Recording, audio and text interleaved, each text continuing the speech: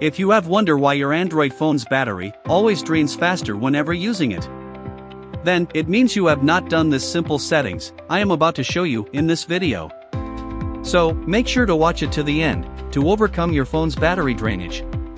And if today is your first time coming across this video, consider subscribing to this channel, turn on the bell notification, comment, and give this video a thumbs up. Let's get started.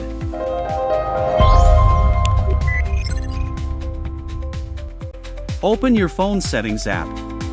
Then, scroll up until you get to App Management, and click on it. Tap on App List. Then, click on any app of your choice, for the first time. Now, click on the battery option from the list. And make sure you change this unrestricted option to the optimized option. Do this simple settings to all the installed apps on your phone. Because some apps automatically use the phone's battery in the background, even if not in use.